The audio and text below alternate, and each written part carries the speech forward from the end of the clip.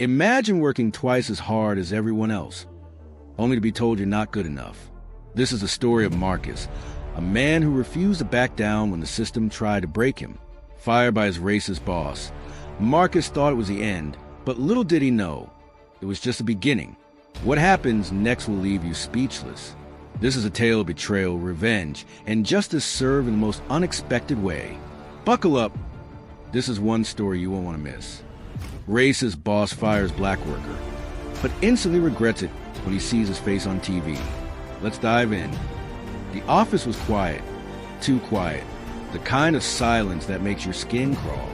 Marcus sat at his desk, head down, fingers flying across the keyboard. He was the only black employee in the entire marketing department, and he'd been working twice as hard as anyone else just to prove he belonged. But no matter how many late nights he pulled, no matter how many campaigns he saved, it was never enough for his boss, Mr. Grayson. Grayson was the kind of man who wore his privilege like a crown, arrogant, dismissive, and always quick to remind Marcus that he was lucky to have this job. Lucky, as if Marcus hadn't earned his place through blood, sweat, and sleepless nights. It was a Thursday afternoon when it happened. Marcus had just finished presenting a groundbreaking campaign idea to the team. The room had buzzed with excitement.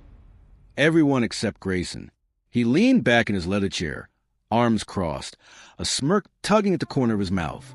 "Marcus," Grayson said, his voice dripping with condescension, "this is ambitious, but let's be real. Do you really think you're the right person to lead this? I mean, it's a big responsibility. Maybe we should let someone more experienced take the reins." Marcus clenched his fists under the table. More experienced? He'd been with the company for 5 years.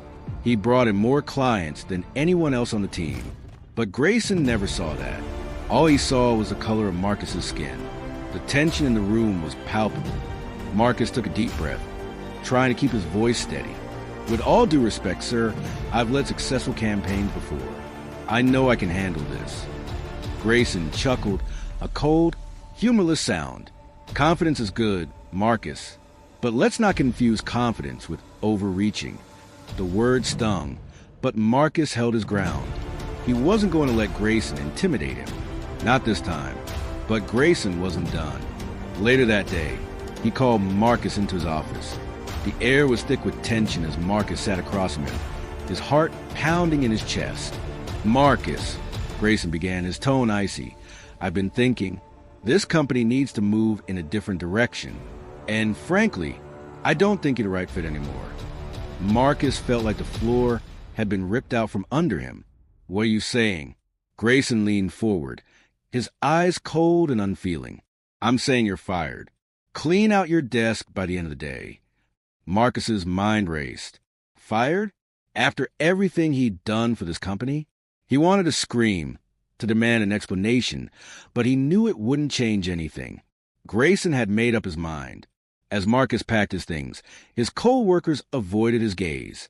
No one wanted to risk Grayson's wrath by showing him any sympathy.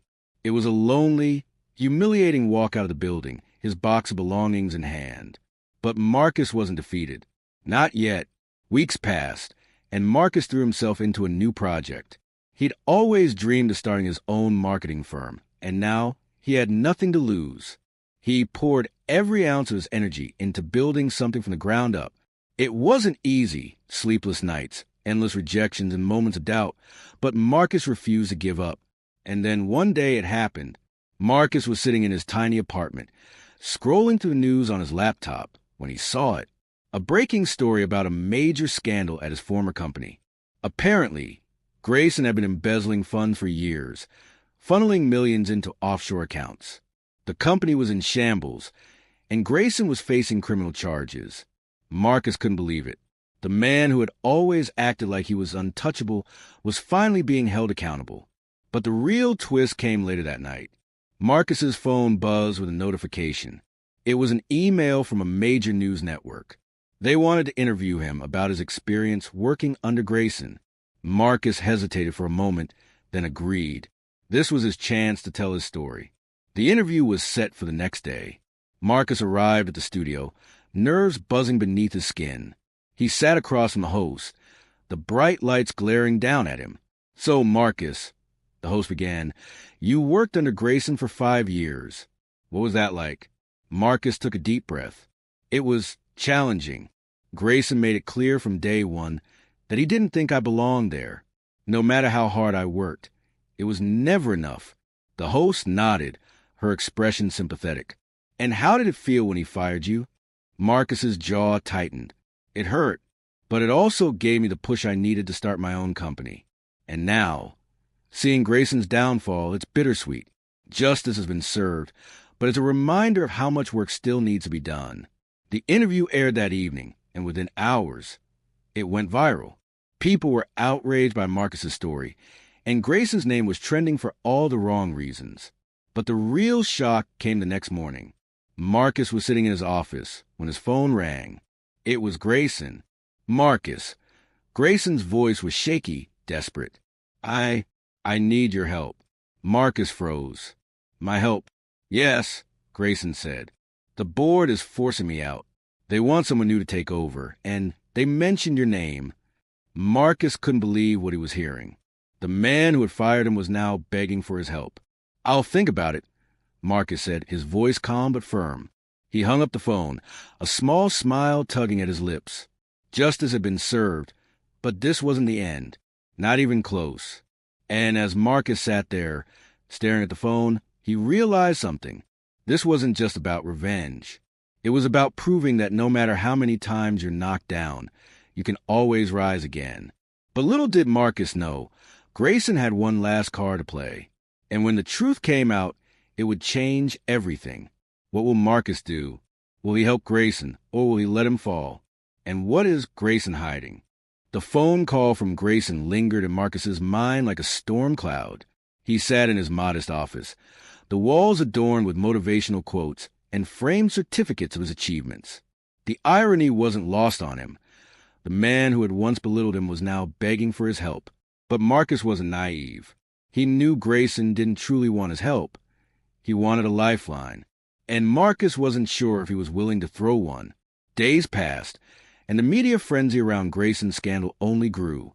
The embezzlement charges were just the tip of the iceberg. Investigators had uncovered a web of corruption, implicating several high-ranking executives. The company's stock plummeted, and employees were jumping ship. Grayson's empire was crumbling, and he was desperate to save it. Marcus, on the other hand, was thriving. His new marketing firm had gained traction after the viral interview. Clients were flooding in, eager to work with the man who had stood up to Grayson. But despite his success, Marcus couldn't shake the feeling that something bigger was at play. Then, one evening, as Marcus was wrapping up a meeting with a potential client, his assistant rushed in, her face pale. "Marcus, you need to see this," she said, handing him her phone. On the screen was a breaking news alert. Grayson had been arrested, not just for embezzlement, but for something far more sinister. The headline read, "Former CEO linked to illegal lobbying scheme involving high-profile politicians." Marcus's heart raced as he read the details. Grayson had been funneling company funds into bribes, influencing legislation that benefited his business at the expense of marginalized communities. It was a betrayal on every level, and the public outcry was deafening. But what caught Marcus's attention was a name buried in the article: Senator Harold Whitmore. Whitmore was a powerful figure, known for his tough-on-crime rhetoric and his ties to corporate interests. If Grayson was involved with him, this scandal went far beyond one man's greed. Marcus's phone buzzed again. It was an anonymous text. "Meet me at the old warehouse on 5th Street. Midnight. Come alone." Marcus hesitated. This could be a trap, but his curiosity got the better of him. If there was more to this story, he needed to know. At midnight, Marcus arrived at the warehouse, the dim glow of a single light bulb casting long shadows. He stepped inside, his footsteps echoing in the empty space. "Over here," a voice called out. Marcus turned to see a man in a hoodie, his face obscured. But when he pulled back the hood, Marcus froze. It was Grayson's former assistant, Daniel, a man who had always been loyal to Grayson, until now. "Daniel," Marcus said, his voice tinged with disbelief. "I don't have much time," Daniel said, his voice urgent. "Grayson's not the only one involved in this." There's a bigger player, someone who's been pulling the strings from the shadows. And if you're not careful, you're next. Marcus's mind raced. What are you talking about? Who's behind this? Daniel glanced over his shoulder, his nerves evident. I can't say much, but I can give you this. He handed Marcus a flash drive. Everything you need is on here. But be careful, Marcus. These people don't play fair. Before Marcus could respond, Daniel disappeared into shadows, leaving him alone with the flash drive and 1,000 unanswered questions. Back at his office, Marcus plugged in the drive. The files were explosive, emails, bank records, and documents detailing a conspiracy that went all the way to the top. Grayson was just a pawn in a much larger game, and the real mastermind was someone Marcus never expected. As he scrolled through files, Marcus's phone buzzed again. This time, it was a video message. He clicked play, and his blood ran cold. It was Grayson, sitting in a dimly lit room, his face gaunt and unshaven. Marcus, Grayson said, his voice trembling. If you're watching this, it means they found me. I don't have much time. You need to expose them. They'll come for you next. Trust no one. The video cut off abruptly, leaving Marcus staring at a blank screen. Marcus's mind was a whirlwind of thoughts. Who were they? And why were they coming for him? He had always been a fighter, but this was a battle he hadn't prepared for. The next morning, Marcus decided to take action. He reached out to a journalist he trusted, someone who had covered Grayson's scandal from the beginning. They agreed to meet, but as Marcus left his office, he noticed a black SUV parked across the street. The windows were tinted, but he could feel eyes watching him. He quickened his pace, his heart pounding. The SUV's engine roared to life and began to follow him. Marcus ducked into an alley, his mind racing. He couldn't lead them to the journalist. As he turned a corner, his phone buzzed again. Another anonymous text. You're in too deep now. There's no going back. Marcus knew he was in over his head, but he also knew he couldn't back down. The truth was too important. He made it to the meeting spot, the journalist waiting with a look of concern. Marcus, are you okay? She asked. No, he said, handing her the flash drive. But I will be. Just promise me one thing. When you publish this, don't hold back. The journalist nodded, and Marcus left, knowing his life would never be the same. But as he walked away, the black SUV reappeared, its headlights cutting through the darkness. Marcus broke into a run, his breath coming in ragged gasps. He couldn't let them catch him. Not now. And just as he thought he was safe, a figure stepped out of shadows, blocking his path. Marcus, the figure said, their voice cold and familiar. You should have stayed out of this. Marcus froze, his heart pounding in his chest. Who was the figure in the shadows? What secrets are hidden on the flash drive? And will Marcus survive long enough to expose the truth? The figure stepped closer, the dim streetlight casting a harsh glow on their face. Marcus's breath hitched as he recognized the cold, calculating eyes staring back at him. It was Senator Harold Whitmore. Senator? Marcus said, his voice trembling with a mix of shock and disbelief. What are you doing here? Whitmore smirked, his hands tucked casually into the pockets of his tailored coat. Marcus, you've been poking your nose where it doesn't belong, and now you've left me no choice. Marcus's mind raced. Whitmore was supposed to be untouchable, a powerful politician with connections in every corner of the city. But here he was, standing in a dark alley, threatening Marcus like a common thug. You're behind all of this, Marcus said, his voice steadying as anger replaced fear. Grayson was just your puppet. Whitmore chuckled, a low, menacing sound. Smart kid, but not smart enough to know when to walk away. You think you can take me down? A nobody like you? Marcus clenched his fists, his mind flashing back to all the times he'd been underestimated, dismissed, and pushed aside. But this time, he wasn't backing down. I'm not a nobody, Marcus said, his voice firm. And I'm not afraid of you. Whitmore's smirk faded, replaced by a cold, calculating glare. Big words for a man with no leverage. Do you really think that flash drive will save you? By the time anyone sees it, you'll be long gone. Marcus's heart pounded as a black SUV pulled up behind Whitmore, its engine idling ominously. Two men in dark suits stepped out, their eyes locked on Marcus. "Take him," Whitmore said, his voice devoid of emotion. The men moved forward, but Marcus was ready. He ducked under the first man's grasp, shoving him into the second. The alley erupted into chaos as Marcus sprinted toward the street, his lungs burning with every step. He didn't look back. He couldn't. Whitmore's voice echoed behind him, shouting orders. But Marcus was already weaving through crowded sidewalk, his mind focused on one thing: survival. He made it to a nearby subway station, disappearing into a sea of commuters. His heart was still racing as he boarded a train, his hands trembling as he pulled out his phone. The journalist had texted him. "The story's ready. Are you sure you want to do this?" Marcus hesitated for only a moment before typing his reply. "Do it." The next morning, the story broke. The journalist had done her job well, exposing Whitmore's corruption in excruciating detail. The flash drive's contents were damning. Emails, bank records, and even video evidence of Whitmore meeting with Grayson to discuss their illegal schemes. The public outcry was immediate. Whitmore's political career was in ruins, and the authorities had no choice but to launch a full investigation. But Marcus knew this wasn't over. Whitmore was a man with nothing left to lose, and that made him dangerous. As Marcus sat in his office, watching the news coverage, his phone buzzed. It was an unknown number. He hesitated before answering. "Marcus," a voice said. It was Grayson. "Grayson?" Marcus said, his voice tight with suspicion. "What do you want?"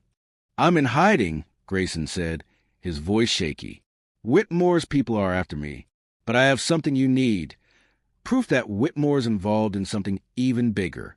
Meet me at the old factory on 12th Street. Tonight, midnight." Marcus's mind raced. This could be another trap. But if Grayson had more evidence, it could be the final nail in Whitmore's coffin. "I'll be there," Marcus said, his voice steady. That night, Marcus arrived at the factory, his nerves on edge. The building was dark and abandoned, its windows shattered and walls covered in graffiti. He stepped inside, the sound of his footsteps echoing in the empty space. "Grayson?" Marcus called out, his voice barely above a whisper. "Over here," Grayson's voice replied, coming from the shadows. Marcus moved cautiously, his eyes scanning the darkness. But as he rounded a corner, he froze. Grayson was there, but he wasn't alone. Whitmore stood beside him, a gun in his hand. "You really thought you could win, didn't you?" Whitmore said, his voice dripping with malice. "You're just a pawn, Marcus. And now it's checkmate." Marcus's heart sank as he realized the truth. Grayson had betrayed him. Again. But before Whitmore could pull the trigger, the sound of sirens filled the air. Red and blue lights flashed through the broken windows as police cars surrounded the building. Whitmore's face twisted in rage. "You called the cops?" Marcus shook his head, a small smile tugging at his lips. "No, but I knew you'd come." The police stormed the building, their guns trained on Whitmore and Grayson. Marcus stepped back, his heart pounding as he watched the two men being handcuffed. It was over, or so he thought. As Marcus walked out of the factory, a figure stepped out of the shadows. It was Daniel, Grayson's former assistant. "You did it," Daniel said, his voice filled with awe. "We did it," Marcus replied. But Daniel's expression darkened. "There's just one problem. Whitmore wasn't the only one pulling the strings. There's someone else, someone even more powerful." Marcus's blood ran cold. "Who?" Daniel hesitated, his eyes filled with fear. "I don't know their name, but they're watching, and they're coming for you." Before Marcus could respond, Daniel disappeared into the night, leaving him alone with the weight of his words. The battle was over, but the war was just beginning. Who was the mysterious figure behind Whitmore? And what do they want with Marcus? The night air was thick with tension as Marcus stood outside the abandoned factory, the flashing lights of police cars casting long shadows across the cracked pavement. His mind raced, replaying Daniel's ominous warning. There's someone else, someone even more powerful. Who could it be, and why were they coming for him? Marcus didn't have time to dwell on it. He needed answers, and he needed them fast. The next morning, Marcus arrived at his office, his eyes heavy from lack of sleep. He had spent the night poring over the files on a flash drive, searching for any clue that might reveal the identity of this mysterious figure. But the more he dug, the more he realized how deep the rabbit hole went. Whitmore and Grayson were just pawns in a much larger game, and Marcus was now a player, whether he wanted to be or not. His phone buzzed, snapping him out of his thoughts. It was a text from an unknown number. "You've made a lot of powerful enemies, but you've also gained some allies. Meet me at the docks. Tonight, 10 p.m. Marcus stared at the screen, his heart pounding. This could be another trap, but if there was even a chance this person could help him, he had to take it. At 10 p.m., Marcus arrived at the docks, the sound of waves crashing against the piers filling the air. The area was deserted, the only light coming from a single flickering street lamp. "Over here," a voice called out. Marcus turned to see a woman stepping out of the shadows. She was tall and imposing, her sharp features framed by a cascade of dark curls. She wore a sleek black coat, her eyes scanning the area with practiced precision. "Who are you?" Marcus asked, his voice cautious. "My name is Elena," she said, her tone calm but authoritative. "And I'm here to help you." Marcus frowned. "Help me with what?" Elena stepped closer, her gaze piercing. "You've stumbled into something much bigger than you realize. Whitmore and Grayson were just the tip of the iceberg. There's a network of powerful people pulling the strings, and they won't stop until you're silenced." Marcus's stomach churned. "Why are you helping me?" Elena's expression softened. "Just for a moment. Because I've been where you are. And because I know what they're capable of." She handed him a small device. Its screen glowed with a map and a series of coordinates. "This will lead you to a safe house," Elena said. "Stay there until I contact you. And whatever you do, trust no one." Marcus took the device, his mind racing. "What about you? Where will you be?" Elena's lips curved into a faint smile. "I'll be watching. Now go." Marcus didn't argue. He turned and left, the weight of Elena's words pressing down on him. The safe house was a small, nondescript apartment on the outskirts of the city. Marcus spent the next few days there, his nerves on edge as he waited for Elena's next move. But as the days turned into a week, Marcus began to grow restless. He couldn't just sit here, waiting for the next attack. He needed to take control of the situation. Using the files on a flash drive, Marcus began to piece together a plan. If he could expose the entire network, he might stand a chance. But he couldn't do it alone. He reached out to the journalists who had helped him before, arranging a secret meeting. They agreed to meet at a secluded park, far from prying eyes. But as Marcus approached the meeting spot, he noticed something was off. The park was eerily quiet, the usual sounds of birds and children replaced by an unsettling silence. "Marcus," a voice called out. He turned to see the journalist, her face pale and her hands trembling. "What's wrong?" Marcus asked, his heart sinking. "They know," she whispered. "They know everything." Before Marcus could respond, a shot rang out, echoing through the park. The journalist crumpled to the ground, a pool of blood spreading beneath her. Marcus's instincts kicked in. He dove behind a nearby tree, his heart pounding as he scanned the area for the shooter. "Marcus!" a voice shouted. It was Elena, her gun drawn as she sprinted toward him. "We need to go. Now!" Marcus didn't argue. He followed Elena as she led him through the park, the sound of footsteps closing in behind them. They made it to a waiting car, its engine already running. Elena slammed the door shut as the driver sped away, the tires screeching against the pavement. "What the hell was that?" Marcus demanded, his voice shaking with anger and fear. Elena's expression was grim. "They're getting desperate. And desperate people do desperate things." Marcus leaned back in his seat, his mind racing. He had thought he was fighting for justice, but now he realized this was a war.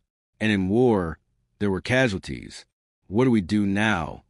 Marcus asked, his voice barely above a whisper. Elena turned to him, her eyes filled with determination. "We hit them where it hurts. We expose the entire network. but it's going to be dangerous. Marcus nodded, his resolve hardening. He had come too far to back down now.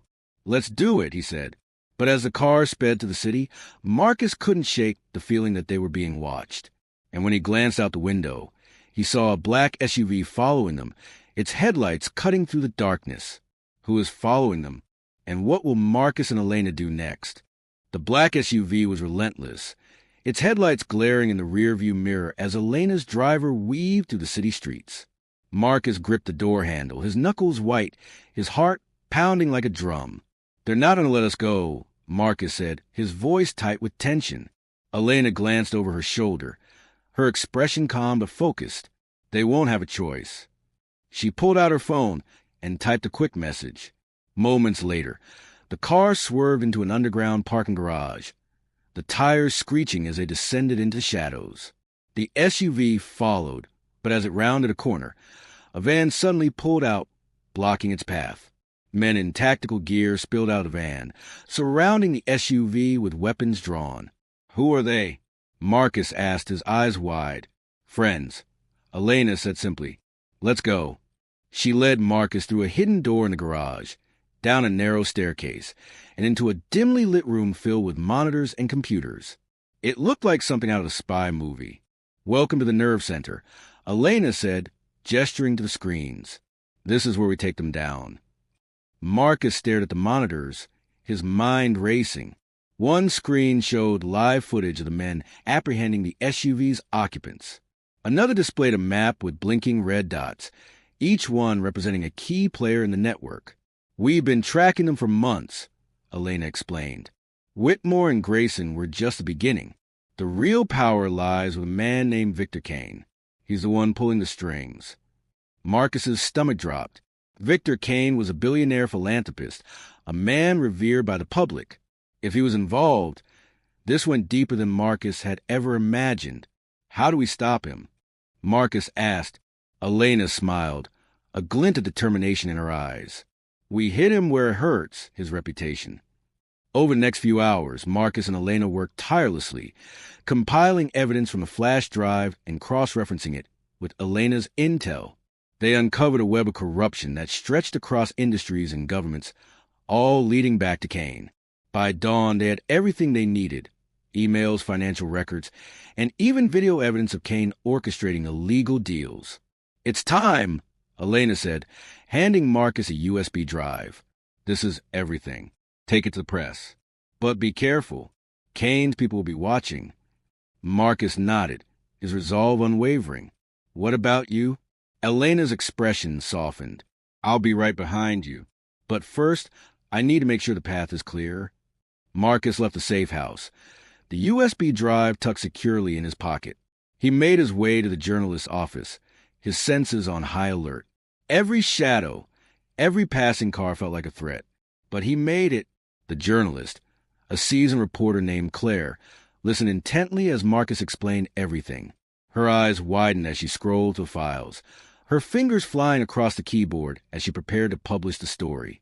"This is going to blow the lid off everything," Claire said, her voice filled with awe. Marcus nodded. "That's the idea." The story went live within hours, and the fallout was immediate. Victor Kane's empire began to crumble as the public turned against him.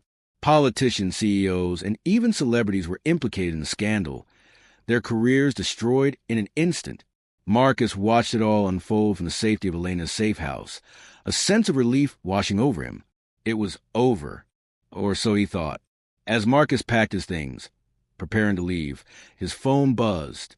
It was a text from an unknown number. "You think you've won? This isn't over." Marcus's blood ran cold. He showed the text to Elena, her face hardening as she read it. "Kane's not working alone," she said, her voice grim. "There's someone else. Someone we missed." Before Marcus could respond, the lights in the safe house flickered and went out. The monitors went dark, and the room was plunged into silence. "What's happening?" Marcus asked, his voice barely above a whisper. Elena drew her gun, her eyes scanning the shadows. "We need to go. Now." But as they moved toward the door, it burst open, revealing a figure silhouetted against the dim light. "Marcus." the figure said, their voice cold and familiar. "You should have stayed out of this."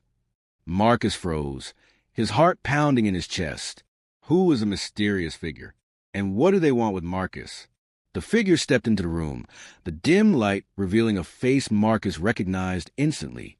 It was Daniel, Grayson's former assistant, the man who had warned him about the network. "Daniel," Marcus said, his voice filled with disbelief. "What are you doing here?" Daniel's expression was cold, his eyes devoid of the fear Marcus had seen before. "I tried to warn you, Marcus, but you didn't listen." Elena raised her gun, her voice steady. "Step back, Daniel. This ends now." Daniel smirked, his hand moving to his pocket. "No, Elena, it's just beginning." Before anyone could react, Daniel pulled out a small device and pressed a button. The room was engulfed in a blinding flash of light, followed by a deafening explosion. When Marcus opened his eyes, he was lying on the floor, his ears ringing. The safe house was in ruins, the monitors shattered, and the walls scorched. Elena was unconscious beside him, her gun still clutched in her hand. Daniel was gone. Marcus struggled to his feet, his body aching as he stumbled toward the door. He had to get out. He had to finish this. But as he stepped into the hallway, he saw something that made his blood run cold. Written on the wall in bold, red letters were the words, "You can't stop us." Marcus knew then that this was far from over. The network was bigger than he had ever imagined, and they would stop at nothing to protect their secrets. But Marcus wasn't afraid. He had come too far to back down now. With Elena by his side, Marcus vowed to expose the entire network, no matter the cost. The battle had been won, but the war was just beginning. And as he walked away from the ruins of the safe house, Marcus knew one thing for certain. He would never stop fighting for justice. Marcus's journey is a powerful reminder that no matter how hard they try to knock you down, you can always rise again. Justice was served, but the fight for equality is far from over. If this story inspired you, hit that like button, share it with someone who needs to hear it, and subscribe for more powerful tales of resilience and triumph. Because here we believe in lifting every voice and fighting for what's right. Until next time, remember, no matter how dark the night, the morning always comes. Stay strong, stay hopeful, and keep fighting. Thanks for watching. If you enjoyed this video and want to see more crazy crime stories, make sure to hit that like button. Drop a comment below with your thoughts. What crime shocked you the most? Don't forget to subscribe and turn on the notification bell so you never miss an update. More insane stories are coming your way.